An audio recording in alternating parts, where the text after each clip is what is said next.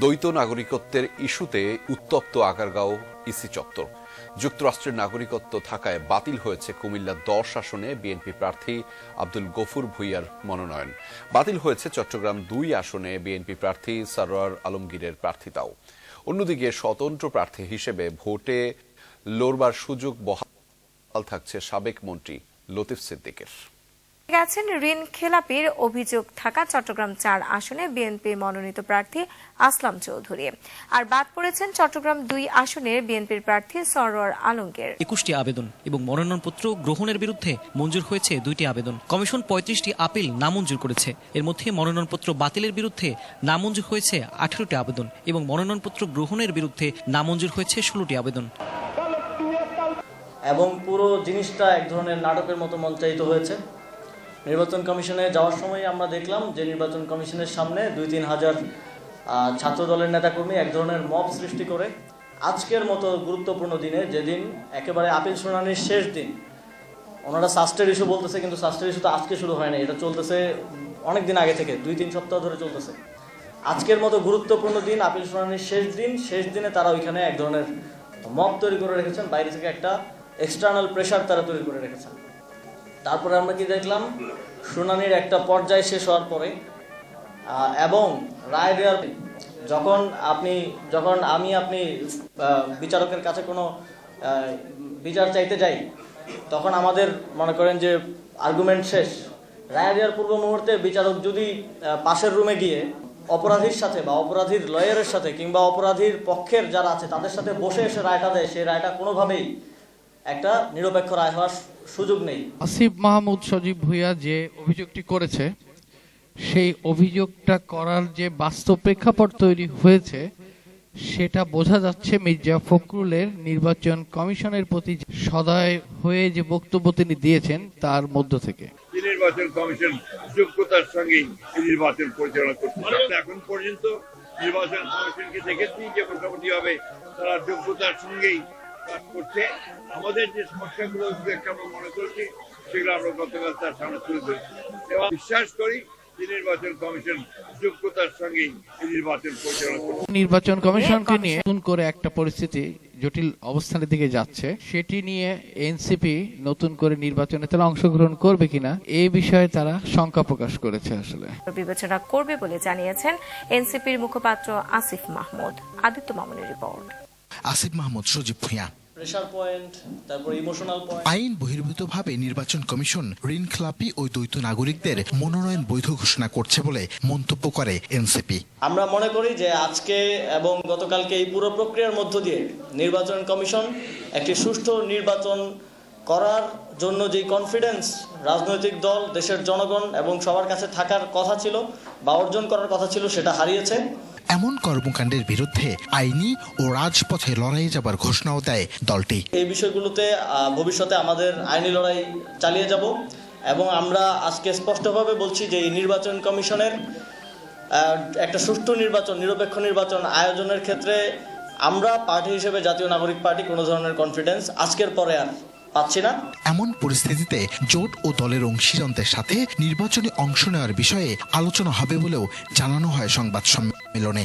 অন্যদিকে জামায়াত নেতা ব্যারিস্টার শাহরিয়ার তারেক রহমানের নির্বাচনে অংশগ্রহণের গ্রহণযোগ্যতা নিয়ে এবং তার বাংলাদেশে ফিরে আসার পিছনে যে ধোঁয়াশা, সেটি নিয়ে নতুন করে মন্তব্য করেছেন।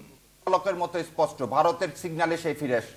মহাত্মা গান্ধী জানেন যে এই ইন্ডিয়াতে ভারতবর্ষে পদার্পণ করলে তার হাড় হাড্ডি কিছু থাকবেন না। উনি তারপরে এদেশে এসে এদেশের মানুষের মুক্তির সংগ্রামে সেদিন কি করলেন, সমস্ত মানুষের মুক্তির জন্য, ভারতবর্ষের মুক্তির জন্য তিনি অগ্রগামী হলেন এবং অহিংস আন্দোলনের প্রচারণা শুরু করলেন। আর আমি সেই জায়গায় খত দিয়ে চলে গেলাম দেশ থেকে, যে আমি আর রাজনীতিতে আসবো না। এটা আপনি তারেক রহমান সাহেবের কথাই বলতেছি, একদম সম্মানের সহিত বলতেছি। ওনার এরকম কি কোনো স্বাক্ষর ওনার ছিল? এবং এটা যদি আপনি চান আমি এখনই আপনাকে দেখা দিতে পারি। 2007 সালে বেগম খালেদা জিয়া সন্তানের মুক্তির জন্য সেদিন সে কম্পেল হয়েছিলেন নির্বাচনে যেতে, এবং উনি যাওয়ার আগে উনি প্যারোলে মুক্তি নিয়ে তারেক রহমান এদেশ থেকে চলে গেছিলেন। তারপরেও যদি আপনাদের মনে না থাকে আরো মনে করে দিই, উনি ফিরে আসার আগে বললেন, কি কথা বললেন, ফিরে আসাটা তার একক নিয়ন্ত্রণাধীন না, ফিরে আসাটা একক নিয়ন্ত্রণে না।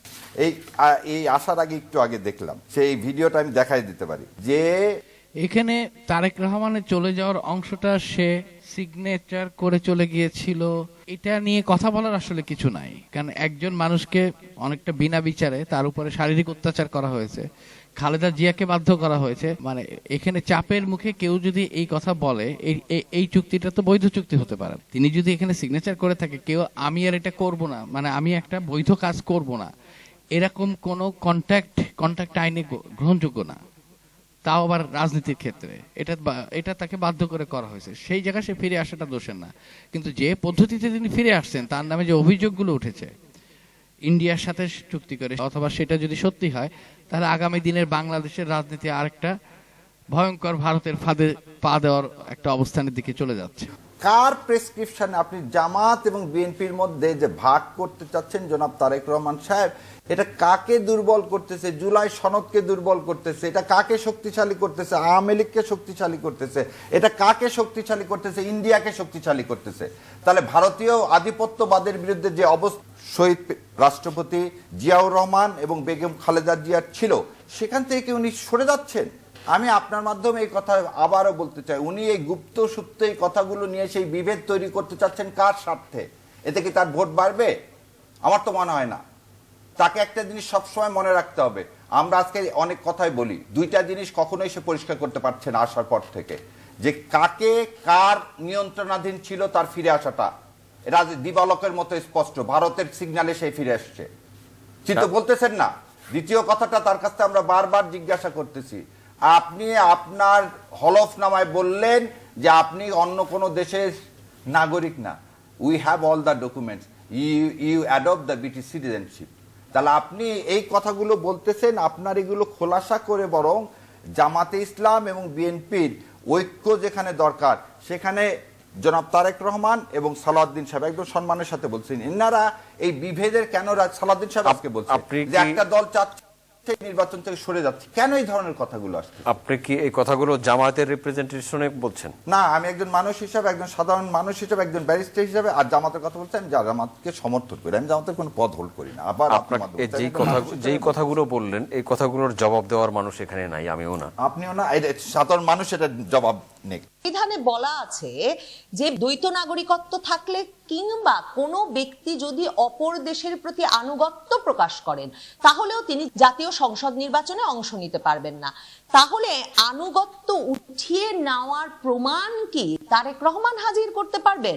যে ব্রিটেনে তিনি যে রাজনৈতিক আশ্রয়ে দীর্ঘ সময় ছিলেন, তার মধ্যে তিনি ব্রিটেনের নাগরিকত্ব নিয়েছিলেন কিনা, ব্রিটেনের ট্রাভেল ডকুমেন্ট নিয়ে তিনি নিশ্চিত ভাবে তার ভাইয়ের মৃত্যুর পর মালয়েশিয়া গিয়েছিলেন, সৌদি আরবে গিয়েছেন কয়েক দফা। তাহলে তারেক রহমান ঠিক কি ধরনের আনুগত্য প্রকাশ করে যুক্তরাজ্যে ছিলেন? দ্বৈত নাগরিকত্বের জেরে নির্বাচনে মনোনয়ন বাতিল হয়ে যাওয়ার বিষয়টি কত বড় উদ্বেগের কারণ হয়েছে যে রীতিমতো বিএনপির ছাত্র সংগঠন ছাত্রদল নির্বাচন কমিশন ঘেরাওয়ে কর্মসূচি পালন করেছে।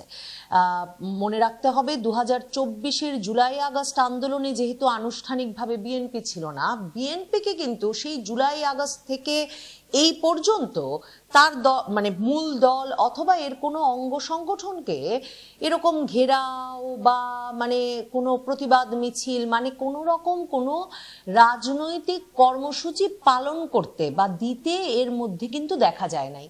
তার মানে বিএনপি কতটা গুরুতর বলে মনে করছে তাদের সামনের হুমকিটা, দ্বৈত নাগরিকত্বের বিষয়টি নিয়ে নির্বাচন কমিশনে যা চলছে, মানে একের পর এক মনোনয়ন বাতিল হয়ে যাওয়ার যে হুমকি চলছে, কিংবা সামাজিক যোগাযোগ মাধ্যমে তাদের একেবারে শীর্ষ নেতা তারেক রহমান সহ বিভিন্ন ব্যক্তিবর্গের যে ধরনের দ্বৈত নাগরিকত্বের প্রমাণ বেরিয়ে আসছে, তাতে তারা কত বড় বিপদে পড়বে বলে ভেবেছে যে ছাত্রদল নির্বাচন কমিশন ঘেরাওয়ের কর্মসূচি পালন করেছে আজ। এবং তারা নির্বাচন কমিশন ঘেরাওয়ের কর্মসূচি পালন করে বলছে যে এটাতে পোস্টাল ব্যালট নিয়ে জামায়াতে ইসলামী অনিয়ম করছে। আজকে সকাল থেকে বাংলাদেশের রাজনৈতিক অবস্থা খুবই গরম, শিরোনাম করেছে আজকের পত্রিকা। সেখান থেকে নিয়ে আমি বলছি, ইসি ও একটি দল নির্বাচনকে প্রশ্নবিদ্ধ করার সুযোগ করছে, সালাউদ্দিন আহমেদ। এটা হল হেডলাইন পত্রিকা। কম বেশি এই হেডলাইনটাই অন্য পত্রিকাতেও দেখেছি আমি। অবাক কর কথাটা হলো, যেটা আমার কাছে অস্বাভাবিক লেগেছে, যে কারণে এটাকে প্রসঙ্গ করেছি আজকে, সেটা হলো ইসির বিরুদ্ধে, ইসি মানে ইলেকশন কমিশন, নির্বাচন কমিশনের বিরুদ্ধে এমন শক্ত কামান দাগছে কেন, যেখানে ইলেকশনটা 3 সপ্তাহ আছে। ইলেকশনের আগে একটা দল আর একটা দলের বিরুদ্ধে কথা বলে, সমালোচনা করে, সত্য মিথ্যা অনেক কিছু বলে ইলেকশনের আগে, এগুলো খুব স্বাভাবিক। যদিও সুনির্দিষ্ট কোনো দলের নাম বলে নাই সালাউদ্দিন, কিন্তু ইসির নাম বললেন কেন? দলের বিরুদ্ধে বলা এটা তো স্বাভাবিক। অন্যদিকে দেখা যাচ্ছে বিএনপি শুধু গতকালকে নির্বাচন কমিশন ঘেরাও করেনি, তারা আজকেও এই কর্মসূচি অব্যাহত রেখেছে। প্রশ্নটি হচ্ছে কেন? কারণ তাদের যে আগামী নির্বাচনে তাদের যে সম্ভাব্য প্রার্থীরা আছে, তাদের অনেকেরই দ্বৈত নাগরিকত্ব রয়েছে, তাদের অনেকের বিরুদ্ধে সরাসরি ঋণ খেলাপির অভিযোগ আছে। পরিমাণটা এত বেশি যে তারা যদি প্রেশার ক্রিয়েট না করতে পারে, প্রেশার গ্রুপ তৈরি করে, তাহলে হয়তো তাদের কাছে মনে হচ্ছে যে হয়তো আর সেইভাবে পার্টিসিপেট করতে পারবে না। এটাই হচ্ছে মূল কারণ।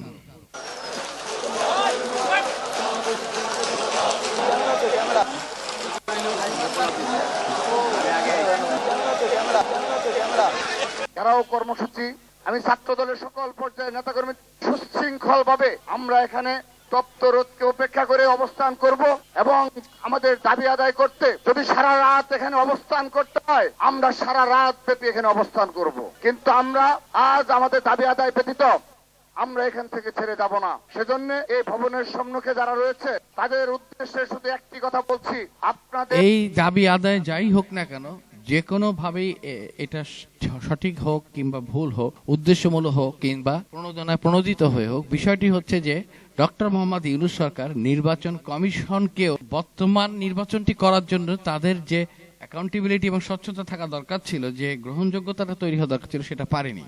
আর পারেনি বলেই প্রেশার তৈরি করে নির্বাচন কমিশনের উপরে এখনো দাবি আদায় করা অথবা যোগ্য বা অযোগ্য যে কোনো কিছু হাসিল করে নেওয়া যায়, তারই একটি প্রমাণ হচ্ছে এই যে বিএনপির বর্তমানে নির্বাচন কমিশনে ঘেরাও করা।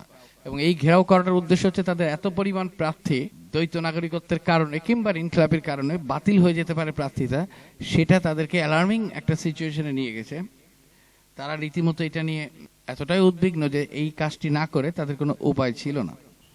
বিএনপি যারা এখন ইলেকশন করছেন, দ্বৈত নাগরিকত্ব সমস্যা 21 থেকে 23 জনের, এরা কেউ নাগরিকত্ব প্রত্যাহারও করে না, গোপন রেখেছেন। এখন যখন আসন শূন্য হয়ে যাবে, দেখলাম ওই সময় মির্জা ফখরুল সাহেব তখন গিয়েছেন, আপনার তো আগে টাইম থাকতে আপনি সাক্ষাৎ করবেন, ওনারা তখন গিয়েছেন মানে বলার জন্য যে না এই জায়গাটা আপনার একটু ভূমিকা রাখেন। যদি এই ব্যাপারে কমিশন নিরপেক্ষ থাকে তাহলে বিএনপির বহু আসন শূন্য হয়ে যাবে। যা ওনারা গিয়ে প্রভাবিত করেছেন যে দ্বৈত নাগরিকত্ব নিয়ে, তা আমাদের গ্যাপ করে ফেলছে, আমাদের প্রার্থীরা তো ডুয়াল সিটিজেনশিপ এখনো আছে, এটাকে আপনার আমরা কোন বিদেশি নাগরিককে বাংলাদেশে নির্বাচন করতে দেব না। বিএনপি তাদের কাজকর্মে গণতন্ত্রের বিরুদ্ধে, বাংলাদেশের সংবিধানের বিরুদ্ধে, বাংলাদেশের প্রচলিত আইনের বিরুদ্ধে কাজ করে যাচ্ছে।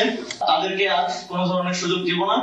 আগামীকাল যদি আমরা দেখি যে কোন ঋণ খেলাপি, কোন দ্বৈত নাগরিকত্বধারী কেউ নির্বাচন করার যোগ্যতা পাচ্ছেন, সেটা যে শর্তেই হোক, যে ইন্টারপ্রিটেশনের মধ্য দিয়েই হোক, আমরা সেটার বিরুদ্ধে রাজপথে নামবো। দ্বৈত নাগরিকত্ব নিয়ে কথা হচ্ছে, এখনো সেই ঋণ খেলাপিরা ইলেকশন করার জন্য তারা পার্টি দ্বারা মনোনীত হচ্ছেন এবং ইলেকশন কমিশন তাদেরকে কতটুকু ঋণ খেলাপিদেরকে নির্বাচন থেকে সরাতে পারবেন সেটি নিয়ে প্রশ্ন দেখা দিয়েছে। এরকম একের পর এক যে বিশৃঙ্খলতা দেখা যাচ্ছে, এর জন্য এই 24 পরবর্তী বাংলাদেশে আসলে কে দায়ী, কে এই রেসপন্সিবিলিটিটা নেবে? অবশ্যই ডক্টর মোহাম্মদ ইউনূসকে নিতে হবে।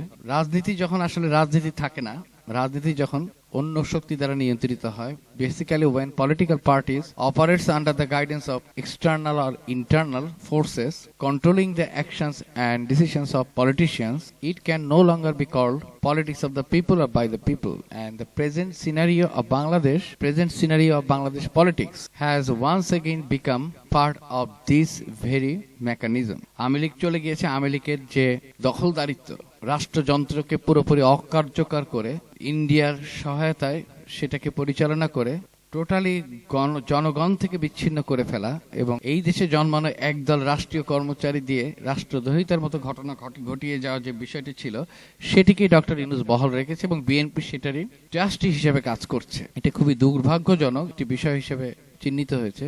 কারণ হচ্ছে একমাত্র দল ছিল বিএনপি বাংলাদেশে বর্তমান গণতান্ত্রিক ব্যবস্থায় উন্নয়নের জন্য, কিন্তু সেই বিএনপি নামক দলটি এখন সব থেকে অগণতান্ত্রিক পন্থায় পদ্মার অন্তরালে বিভিন্ন ছলচাতুরি করে তারা ক্ষমতায় যেতে চাচ্ছে। কনসার্ন যে আগামী ইলেকশন যদি হয়ও সেই ইলেকশনে তারা আদৌ উইন করতে পারবে কিনা সেটা নিয়ে এখন সন্দেহ আরো বাড়বে। কারণ ছাত্র দলগুলোর যে পরাজয় হয়েছে ইউনিভার্সিটিগুলোতে এটাতেও কিন্তু মানুষ এর আগে জানতো না, কিন্তু তাদের কর্মকাণ্ডই তাদেরকে জনগণ থেকে দূরে সরিয়ে দিয়েছে। এখনো পর্যন্ত বিএনপির কর্মকাণ্ড প্রতিটা মুহূর্তে, প্রতিটা দিনে, প্রতিটা রাষ্ট্রীয় আচরণে তারা গণতান্ত্রিকহীনতার পরিচয় দিচ্ছে এবং জনগণের শক্তিকে উপেক্ষা করছে এবং তাদের যে পপুলারিটি ছিল তারা তো এমনি জিতে যেত, সেটাকে প্রতি মুহূর্ত তারা ধ্বংস করছে। অর্থাৎ আত্ম বিনাশকারী একটা দল হিসেবে তারা জনগণের সামনে উপস্থিত। প্রধান অভিযোগ আছে, মব ক্রিয়েট করে নির্বাচন করার ব্যাপারে প্রেসার দেওয়া হয়েছে, এজন্য এটা বন্ধের ব্যাপারে তারাও সাবমিশন পেশ করেছে। এটা জুলাই পরবর্তী রাষ্ট্রের জন্য শিক্ষার্থীদের সাথে কত বড় তামাশায় লিপ্ত হয়েছে আমরা এই হীন চক্রান্তের তীব্র নিন্দা জানাচ্ছি। যে অবাধ ও সুষ্ঠু নির্বাচনের দাবিতে দেশের সাধারণ মানুষ দীর্ঘ 17 বছর সংগ্রাম করেছে, যে ভোটাধিকার পুনঃপ্রতিষ্ঠার লড়াইয়ে আপসীন নেত্রী বেগম খালেদা জিয়া আমৃত্যু লড়াই করে গিয়েছেন, অথচ আজ ছাত্রদল সাধারণ শিক্ষার্থীদের ভোটাধিকার কেড়ে নেওয়ার জন্য নির্বাচন কমিশনের সামনে অবস্থান করছে। তাদের কর্মকাণ্ড দেখে প্রতীয়মান হচ্ছে যে তারা মুখে গণতন্ত্রের বুলি আওড়ালেও কার্যত শিক্ষার্থীদের মতামত ও গণতান্ত্রিক প্রক্রিয়াকে তারা তোয়াক্কা করে না। পোস্টাল ব্যালটের কথা বলা আছে, মূল বিষয়টা হচ্ছে প্রেসার গ্রুপ হিসেবে ক্রিয়েট করছে নির্বাচন কমিশনকে এক ধরনের চাপ দেওয়া, যে চাপের কারণে তারা এই বিএনপির আগামী সংসদ নির্বাচনের প্রার্থীদেরকে তারা যাতে ছাড় দিয়ে দেয়, এই ছাড়টা বের করারই চেষ্টা ছাত্রদল করছে।